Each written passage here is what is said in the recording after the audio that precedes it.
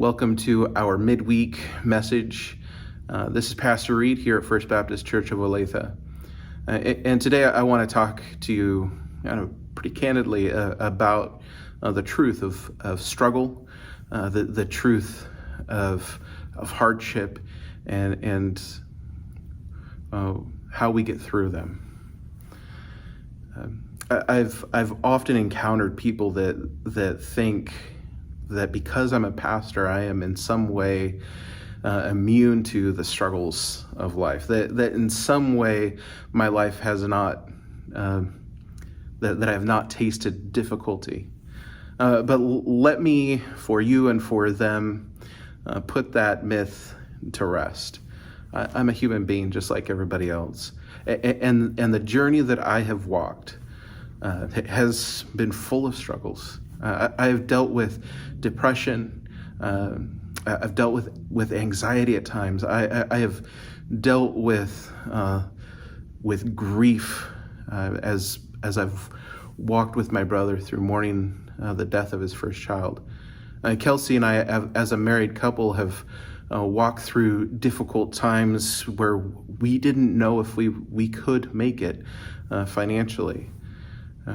We have seen our fair share of difficulties, and so that's a myth that pastors don't face those same things. But even if you didn't believe that pastors face those things, or even if you did believe that pastors face those things, and you did understand that pastors are human just like everybody else. Maybe you look at Jesus and you're like, how could he possibly understand what I've gone through? And Jesus was perfect, the Son of Man, the Son of God, crucified, died and buried and rose again because of his goodness.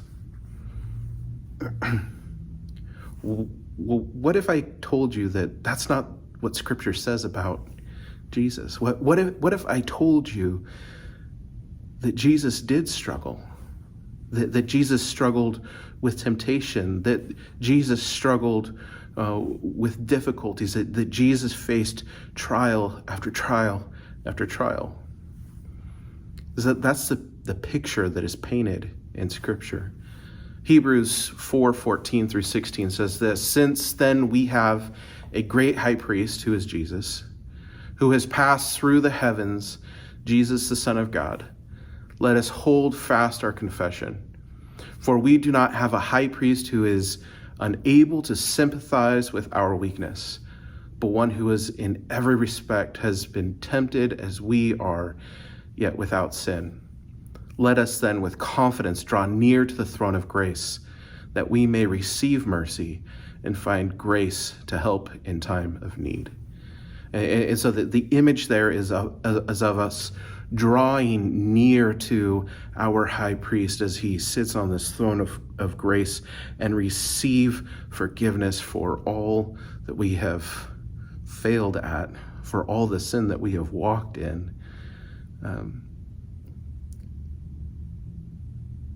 Being forgiven by one who has faced the same trials and temptations as we have.